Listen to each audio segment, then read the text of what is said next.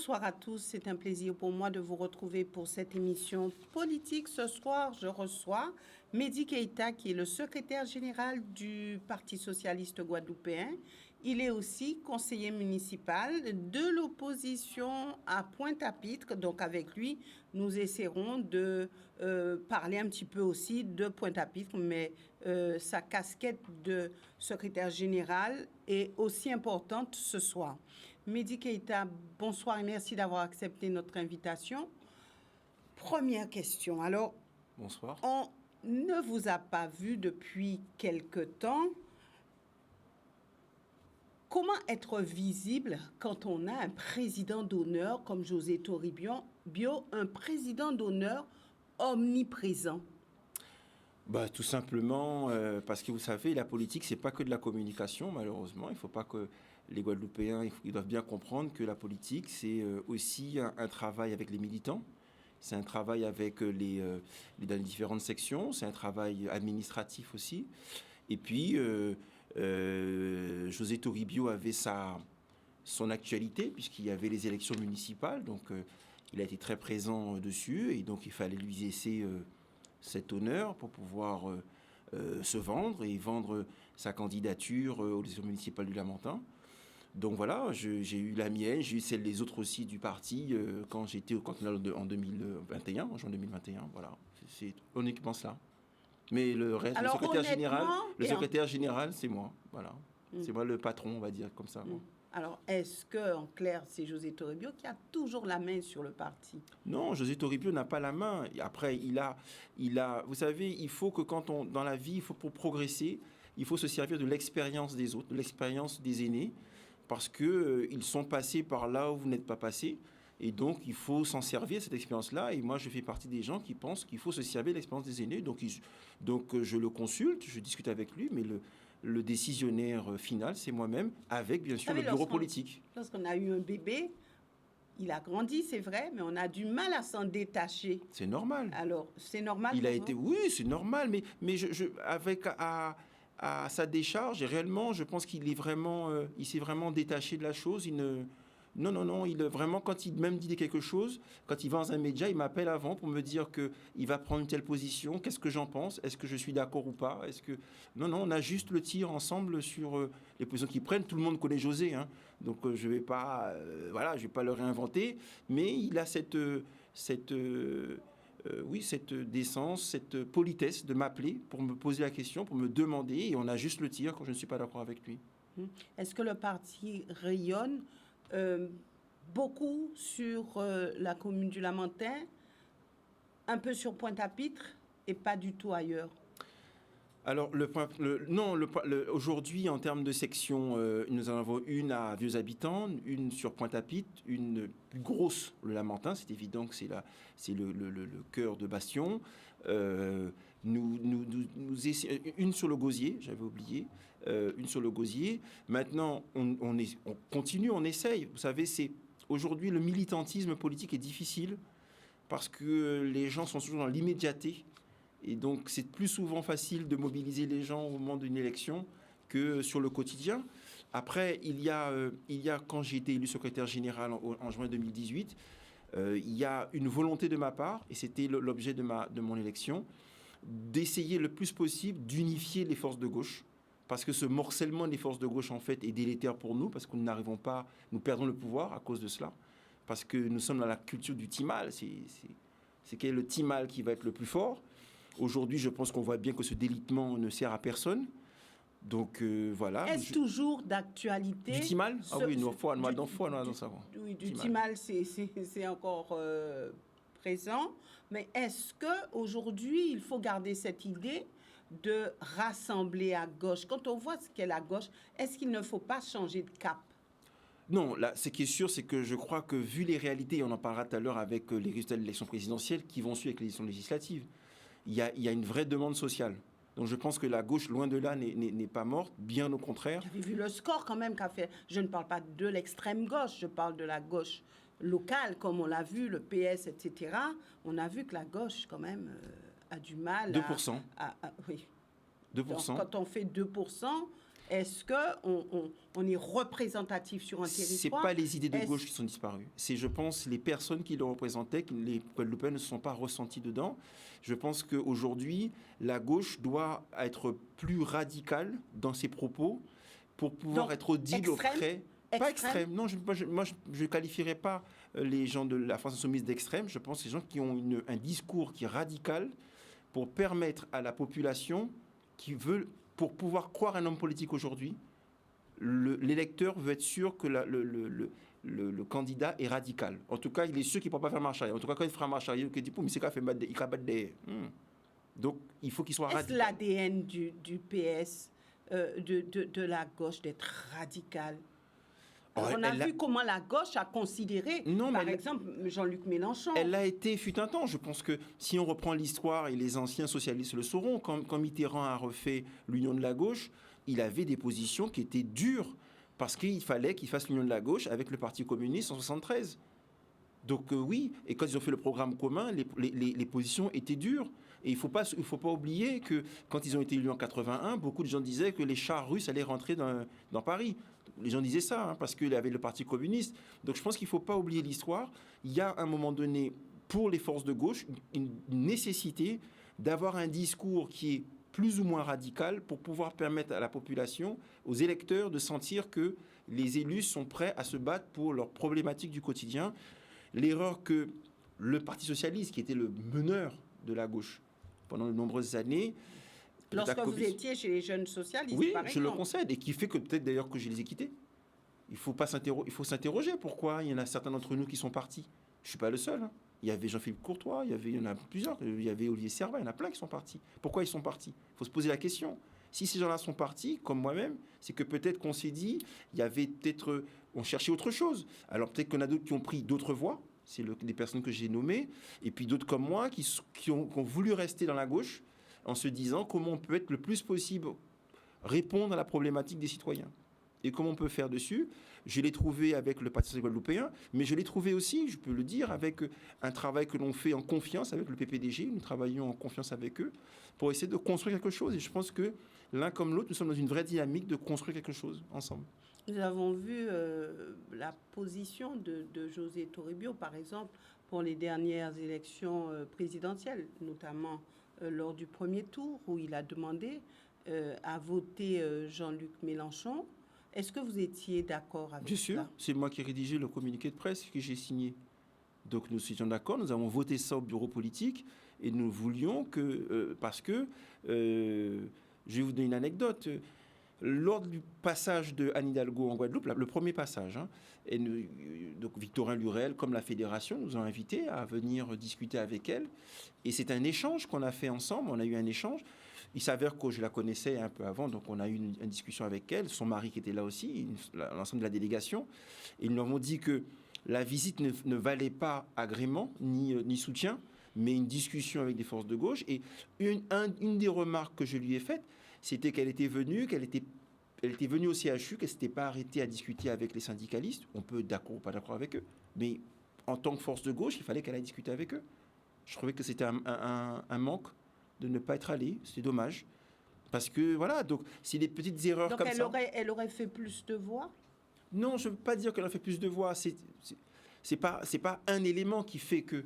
C'est un enchaînement de choses qui font qu'à un moment donné, les gens considèrent que vous ne les représentez pas parce que une force de gauche va voir des syndicalistes. Une force de gauche discute avec les syndicalistes. On peut ne pas être d'accord avec eux, mais on discute avec eux, on essaie d'entendre pourquoi ils se rebellent. Et on essaie de comprendre et on essaie d'apporter une solution. Et on sait qu'en Guadeloupe, il y a une pauvreté en Guadeloupe. Le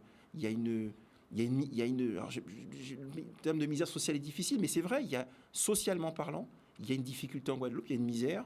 Et il faut qu'on y réponde, et je pense que le vote du premier tour l'a montré. Il y a une vraie misère, et il faut qu'on y réponde. Et nous, force de gauche, nous devons y répondre. Donc c'est pour ça que je pense qu'on n'est pas mort. Mais si on continue à se diviser, si on continue à ne pas parler des problématiques des gens, mais de parler de nos petites histoires à nous, on va perdre tout. Alors Jean-Luc Mélenchon, c'est la France insoumise. Oui. Est-ce qu'aujourd'hui, il y a des élus qui sont insoumis? En Guadeloupe? Oui. Il y a des représentants Il y a des représentants, comme je le dis, il y a des représentants, mais ils ne sont pas dépositaires des voix de Jean-Luc Mélenchon. Le mot insoumis, quel sens on lui donne? Insoumis, ce sont des personnes qui sont en capacité d'être radicaux, d'être rebelles, de ne pas se soumettre à l'ordre ambiant. Est-ce qu'on a des élus rebelles, radicaux, comme vous dites? Je pense qu'aujourd'hui, on essaie de se conformer à une doxa ambiante. On essaie de faire plaisir aux uns aux autres. On est dans du moon à moon. Et je pense que c'est ce qui déplaît aux Guadeloupéens aujourd'hui, fortement. Je pense qu'aujourd'hui, alors c'est difficile dans un petit pays comme la Guadeloupe parce que tout le monde connaît tout le monde. On est amis avec tout le monde, donc c'est évident que c'est compliqué de taper sur l'un, taper sur l'autre. Mais je crois qu'au-delà de ça, il faut qu'on comprenne qu'en politique, on n'est pas là pour faire plaisir à des amis, même si on a des amis. On défend une idée politique, on défend un choix politique, et parce que c'est pour l'intérêt général. L'intérêt général, ce n'est pas une somme d'intérêt particulier. C'est l'intérêt général et qui prime surtout. Et donc, c'est ça sur ça qu'on doit se battre. Et moi, j'œuvre le maximum possible pour que les forces de gauche, parce que nous avons le même ADN, nous pensons d'abord aux plus faibles. Nous pensons d'abord que socialement, il y a des problèmes. Nous pensons d'abord que l'éducation a des problèmes. Tout cela? Oui, en tout cas, les gens le sentent, le vivent. Moi, en tout cas, je le vis avec les gens. Et je peux vous assurer qu'ils le vivent difficilement. Et ils attendent de nous qu'on réponde à cela. Ils attendent de nous. Et je peux vous assurer que le vote de Jean-Luc Mélenchon à 56%, ça traduit cela. Ça traduit, et regardez, dans les 32 communes de Guadeloupe. Ce n'est pas une commune, hein, c'est 32 communes de Guadeloupe. Parce que les gens, dans le discours de Jean-Luc Mélenchon, ils ont entendu qu'on parlait de leurs problématiques d'éducation, de leurs problématiques d'environnement, de leurs problématiques de vie quotidienne, de pouvoir d'achat. Est-ce que les élus ont entendu on va le voir pour les législatives. Le cri des Guadeloupéens? On va le voir pour les législatives, j'espère. Alors aujourd'hui, on a beaucoup de mélenchonistes. Oui. Alors, donc, comment aborder cette question, et je dirais en toute sérénité? Mais facilement. Moi, je pense qu'aujourd'hui, et vous, les médias, vous avez un grand rôle dedans. C'est que tous les candidats qui vont se présenter devant vous, soit ils sont nouveaux et donc ils doivent faire la preuve, ce qui est difficile, hein, en 15 jours, de montrer qu'ils ont un vrai ADN et qu'ils sont prêts à aller montrer ce qu'ils savent faire pour changer les problématiques de la Guadeloupe, en étant disruptifs, comme on dit en français, en grand français. Soit alors, ils ont une antériorité, et les gens, vous devez les interroger sur l'antériorité qu'ils ont. Parce que beaucoup de gens sont passés de droite à gauche, ils sont mélenchonistes, mais à un moment donné, il faut qu'on arrête. À un moment donné, soit vous êtes de gauche, soit vous n'êtes pas de gauche, quoi. Et vous avez une antériorité. Et vous devez expliquer si vous avez plus cette antériorité. Vous devez l'expliquer. Pourquoi à un moment donné, vous étiez un peu macroniste, et puis maintenant, vous êtes un peu mélenchoniste parce que ça marche. Et il y a des vraies problématiques en Guadeloupe, parce que au-delà de l'élection qui va se passer là, il y a des réponses à apporter. Moi, je vois dans ma commune à Pointe-à-Pitre, il y a des écoles d'éducation. Il y a des écoles où vous avez 30 élèves dans la classe, en école primaire. Dans les 30 élèves, il y en a 28 qui sont d'origine étrangère, qui ne parlent pas français. 2 Guadeloupéens. Ce que je vous dis, c'est des enseignants qui le disent. Il n'y a qu'un seul enseignant pour ça. Comment on fait aujourd'hui? Et ça, quand on va aller siéger à l'Assemblée, on va siéger dans le groupe, il faut qu'on arrive à parler de ça. Quand on va parler des problèmes sociaux en Guadeloupe, quand on va parler, je prends un exemple qui est en application aujourd'hui, c'est ce qu'on appelle le contrat emploi jeune, qui a été mis en place par M. Macron depuis mars 2022, où il faut que ces jeunes, c'est la mission locale et le pôle emploi qui va organiser ces jeunes, pour des jeunes en fait qui sont complètement en dehors de la société, à qui il faut trouver un travail. Ces jeunes, ils vont avoir 15 ou 20 heures de travail, plus 500 € qu'on leur donnera. Et ce travail-là, ils devront le faire dans une entreprise privée. Ils vont le faire où? Tous ces jeunes-là qui sont là au chômage. Tous ces jeunes qui n'ont pas d'emploi ici. Dans quelle entreprise privée de Guadeloupe ils vont le faire? Puisqu'on sait bien que 50% de l'emploi en Guadeloupe, c'est un emploi d'emploi public. Donc c'est ça, c'est des vraies problématiques auxquelles il faut répondre. Donc tous ces gens qui vont siéger, il faut qu'ils répondent à ça. Comment ils vont répondre à ce problème-là? On ne les élit pas pour gérer le problème d'une route de Pointe-à-Pitre, une route de Gourbert, hein. Ils vont devoir aller se battre dans un groupe parlementaire pour pouvoir défendre les intérêts de la Guadeloupe. Alors concrètement, qu'est-ce qui vous différencie du PS? Vraiment. Vous dites qu'il faut qu'on se mette ensemble. Qu'est-ce qui vous différencie ou qu'est-ce qui vous rassemble? Je pense que ce qui nous différencie aujourd'hui, c'est que on est très clairement aujourd'hui, et bien avant que on ait les résultats là, nous étions en désaccord profond avec la méthode de management du gouvernement de M. Macron. Très clairement. Très clairement, nous disions que ce n'est pas la bonne pratique.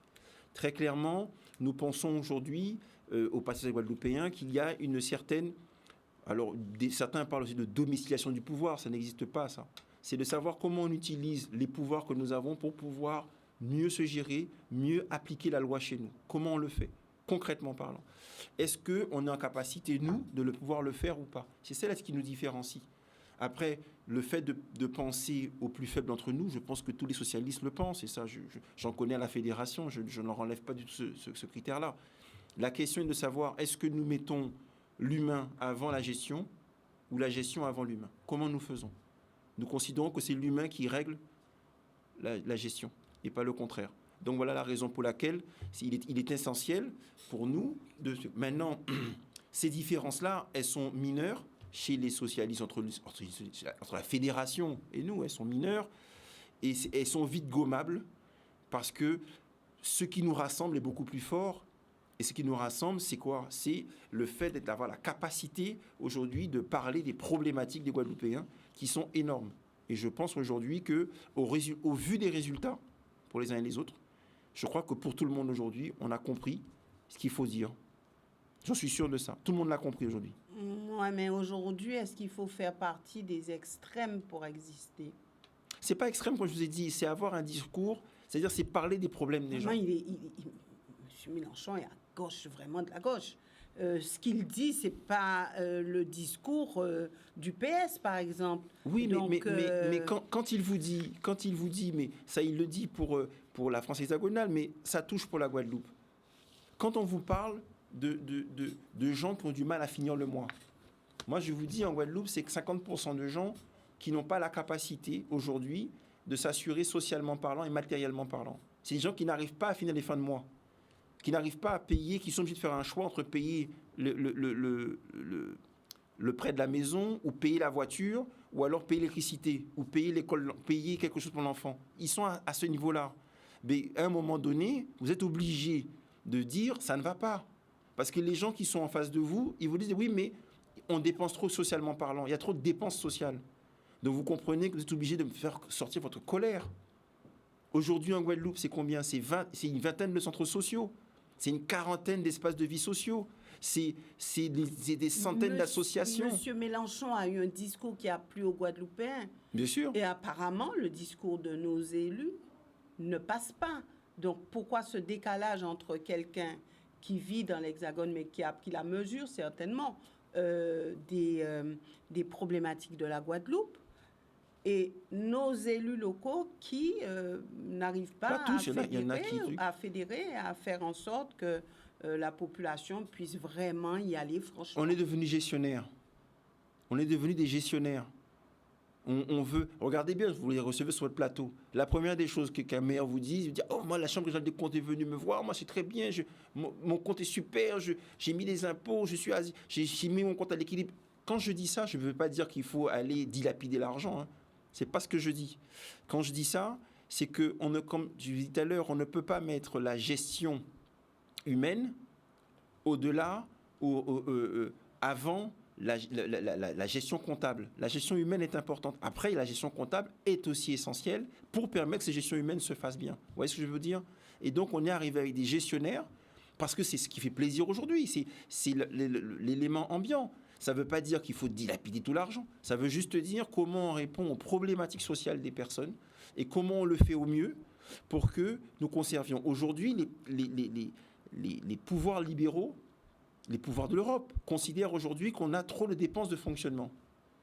Mais on ne met pas en face de ça, comment on résout le problème social des personnes.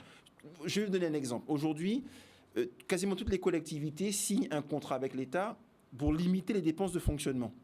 Dont acte, c'est très bien, ça permet d'avoir une meilleure gestion.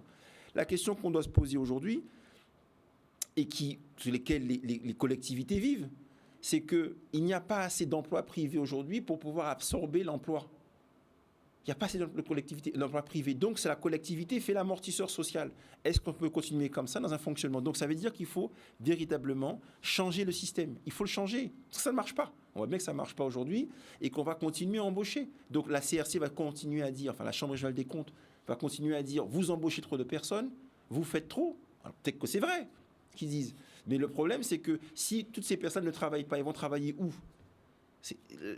C'est parce qu'il n'y a pas d'emploi privé, puisque le système privé aujourd'hui ne fonctionne pas assez. Les entreprises privées ne sont pas. Il n'y a pas assez de concurrence sur le territoire pour permettre un développement maximum d'entreprises. C'est ça la problématique. Donc aujourd'hui, il faut qu'un élu politique soit capable de le dire.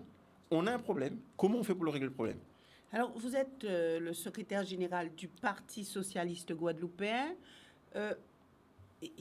Comment régénérer le parti? Comment redynamiser le parti? Quel discours tenir? Est-ce qu'il faut vous inspirer du discours de Jean-Luc Mélenchon? Est-ce qu'il faut inventer autre chose? Comment concevez-vous le développement même du parti? Déjà par la participation des uns et des autres. Il faut que la population participe, échange avec nous, qu'on prenne leurs problématiques, parce que c'est vrai que nous, qu'on prenne leurs problématiques du quotidien. Je vais vous donner un exemple, l'autonomie.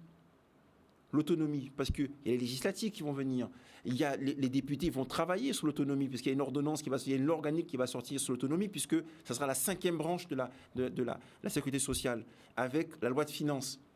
Comment on subventionne l'autonomie en Guadeloupe? Nous sommes un pays où les personnes, on a de plus en plus de personnes âgées, ou d'un certain âge. Et nous savons que nous, les Guadeloupéens, nous voulons que nos parents restent avec nous. On ne veut pas les mettre dans des EHPAD, on veut qu'ils vivent avec nous. Comment on fait? Qui le finance? Et comment on le finance? Ça veut donc dire qu'il faudra des moyens financiers pour le faire. Alors le discours en lui-même, au-delà de dire oui, nous on veut parler des EHPAD, on veut dire des choses, mais le discours qui peut, entre guillemets, séduire les Guadeloupéens, ce discours qui sera et qui devrait être transformé en action, pour vous, quels sont les grands axes? Ils sont clairs, c'est les problèmes des gens. Il y a l'eau. Et vous voyez que la France insoumise a été récompensée dans les urnes par le travail que Mathilde Panot a fait. C'est une députée de France qui vient ici traiter le problème, vient ici le faire. Donc, oui, elle a résolu. Elle n'a pas résolu. En tout cas, elle en a parlé, elle l'a mis sur un média national, elle l'a mis en exergue. Là, même si ça a choqué les Guadeloupéens, mais on a montré qu'il y a des familles en Guadeloupe, il n'y a pas de loi Casayo. Comment on fait? D'accord? Et c'est comme dans les pays du tiers-monde. Comment on fait? Alors qu'on soit, disons, la Guadeloupe est riche. Ça, il l'a mis. Donc, les Guadeloupéens ont dit, on n'a pas notre problématique. C'est parler de l'assainissement. Parce que ça va venir. C'est parler des transports. Les transports ne fonctionnent pas en Guadeloupe. Ça choque les gens. Mais il n'y a pas de transport en Guadeloupe. Donc, les gens sont obligés d'acheter des voitures, faire des crédits pour acheter des voitures.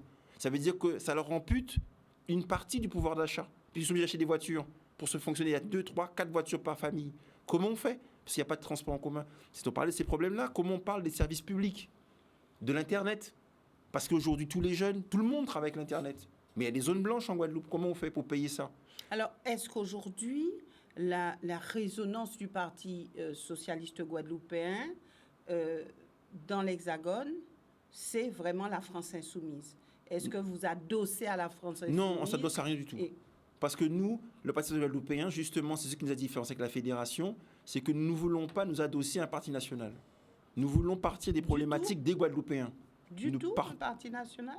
Nous voulons partir des problématiques des Guadeloupéens. Et c'est à partir des problématiques des Guadeloupéens que nous allons traiter avec la France sur ces problématiques-là et comment nous allons parler, et j'aime pas parler de spécificité, allons parler de nos particularités et comment on les traite dans l'ensemble national. C'est ce que nous voulons, tout simplement.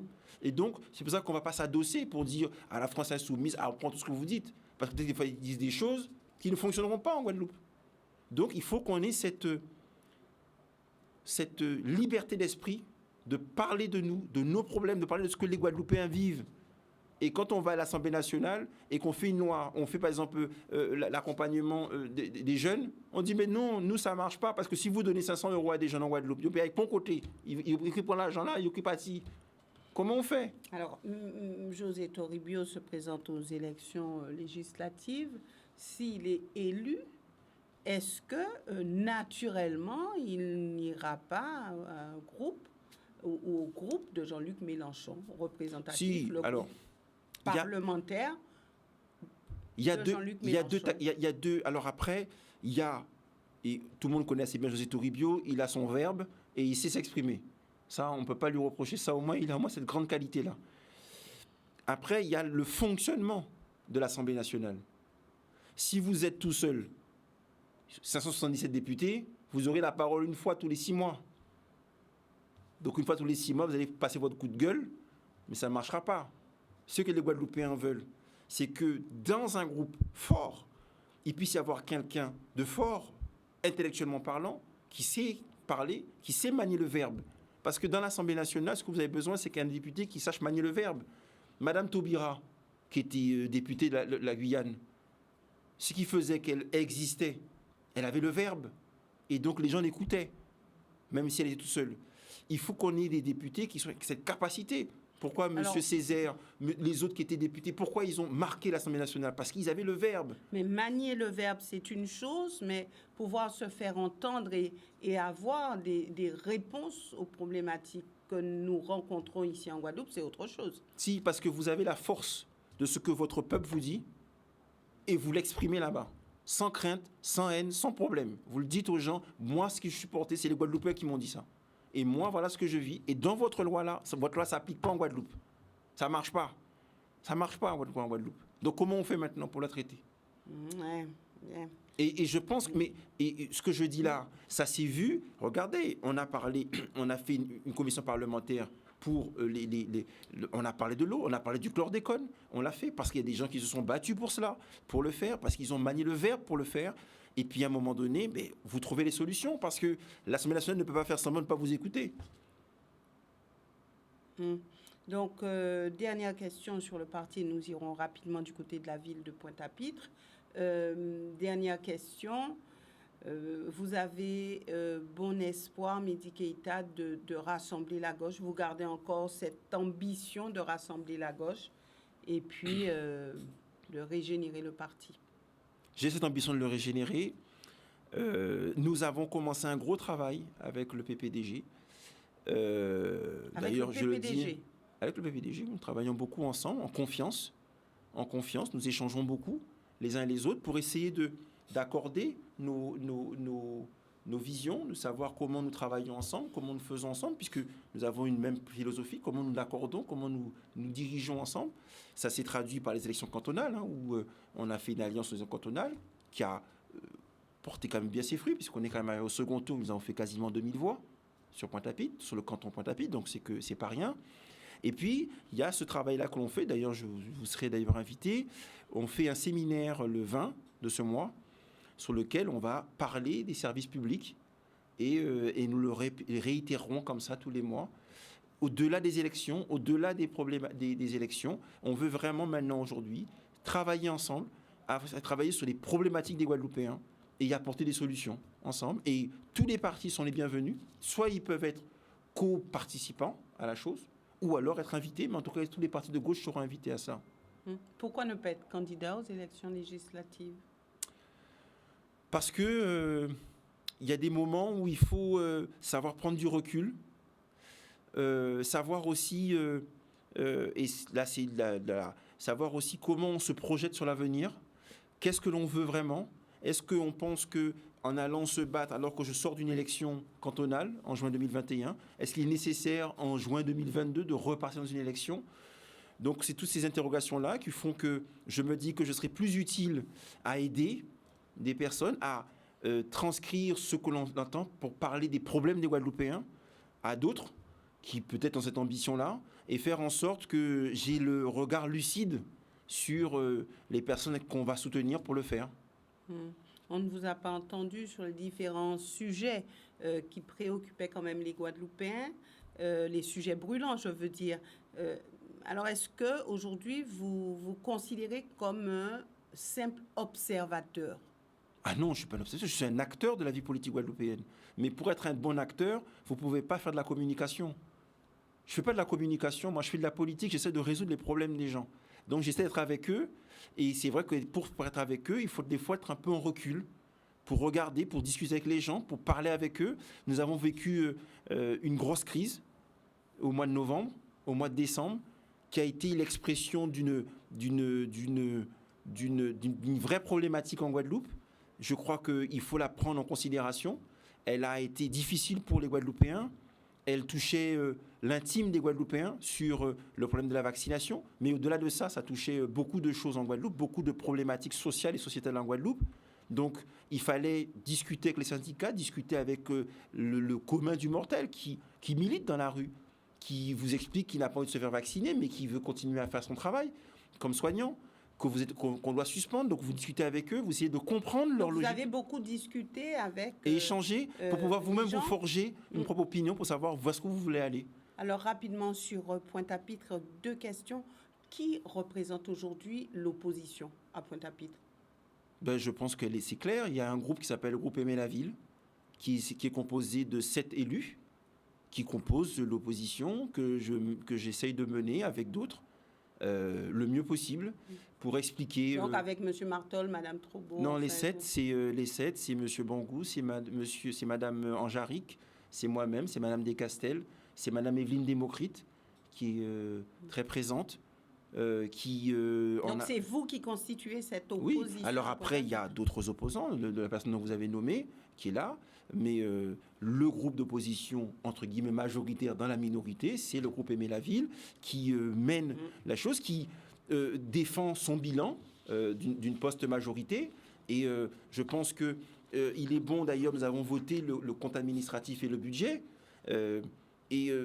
personne n'a trouvé ça surprenant de voir que pendant les élections, tout le monde disait qu'on était à 100 millions d'euros de déficit à la ville de Pointe-à-Pitre et qu'on a voté un compte et un budget à 37 millions. Comme ça, en un an.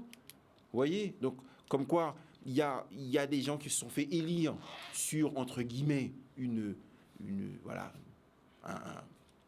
erreur de gestion, en disant, ils disaient qu'il y avait 100 millions d'euros de déficit, c'est que ce n'était pas le cas. Maintenant, ça ne veut pas dire que la ville n'a pas de problème, il faut continuer à les traiter les problèmes de la ville, mais il faut être honnête. Et les bons chiffres, on les donnait, mais on n'était pas assez entendus. Dernière question, nous sommes arrivés au terme de cette émission. On a vu le maire de Pointe-à-Pitre, Harry Durimel, à nettoyer la ville et à dire j'appelle toutes les bonnes volontés à venir, à nettoyer la ville de Pointe-à-Pitre pour que ça soit une ville propre et belle. Est-ce que vous y étiez? Alors, Monsieur Durimel fait de la communication. Moi, tous les dimanches, je nettoie mes caniveaux. Tous les dimanches, je prends ma pelle et je vide mes trottoirs. Vous voyez? J'enlève les herbes. Vous avez des trottoirs? Bien sûr, j'ai un trottoir à Pointe-à-Pitre. Chez moi, devant chez moi. Ah, devant chez vous? Devant chez moi. Je nettoie. Vous voyez? Et ce que je fais, ce n'est pas exceptionnel. Je ne vous appelle pas pour venir me filmer pour le faire. Et mes voisins... Mais lui, il a fait un peu partout à Pointe-à-Pitre. Il est maire de Pointe-à-Pitre. Il fait de la communication. Moi, ce que je lui demande, aujourd'hui, quand on a voté le budget, c'est pas mettre sur le budget de la salubrité 0. C'est 0, hein. Dans le budget mis salubrité, c'est marqué 0. Même s'il me dit que quand je serai maire, je mettrai les chiffres que je veux mettre, le chiffre que je veux mettre. C'est ce qu'il me dit en conseil municipal. Moi, il a mis 0. Et je peux en faire la preuve, je peux donner le budget de la ville. Donc, pour vous, ce nettoyage... il fait de la communication. Mais tant mieux, c'est bien il fait de la communication. Moi, ce que je lui demande, c'est de me dire quels sont ses projets, quelle est sa vision, comment il veut gérer la ville, vers quoi il veut aller. Et on va discuter, parce que pour l'instant, les projets qu'il fait, c'est des projets que nous avons fait avant. Ou alors, c'est de dire qu'on a pillé la ville. Bon. Il s'avère qu'aujourd'hui, c'est plus 80 millions d'euros de déficit, c'est 37 millions. Donc, discutons maintenant comment on fait. Moi, ce que j'aimerais, et il ira peut-être là, mais rapidement, oui. C'est, vous voyez, par exemple, en termes comptables, la ville aujourd'hui a perdu 25% de sa DGF, de son globale de fonctionnement. 25% qu'elle a perdu. C'est 4 millions d'euros qu'elle a perdu. Dans le contrat quorum que j'ai voté, en lui disant c'est bien de sortir ce contrat avec l'État. Mais ce que j'aurais aimé, c'est que dans ce contrat, il négocie avec l'État, que l'État nous rembourse les 4 millions d'euros qu'on a perdus de dotation globale de fonctionnement pendant les 5 années. Attendez, juste finir. Il s'est engagé à l'aider. Il s'est engagé à l'aider, mais ce qu'il lui rembourse à 800 000 euros par an, qui lui rembourse là, enfin qui lui donne, alors que l'État l'a remboursé pour les collectivités de l'Hexagone au centime près sur une année, l'année dernière, pour les collectivités d'outre-mer, c'est sur 10 ans. Moi, j'aurais aimé qu'il négocie, qu'on nous rembourse tout cette année. Voilà. Merci Mehdi Keïta d'être venu sur ce plateau. Merci aussi à vous, téléspectateurs, de nous avoir suivis. Nous nous retrouvons demain pour une autre émission et ça sera l'émission Que les choses soient dites. Excellente soirée à tous.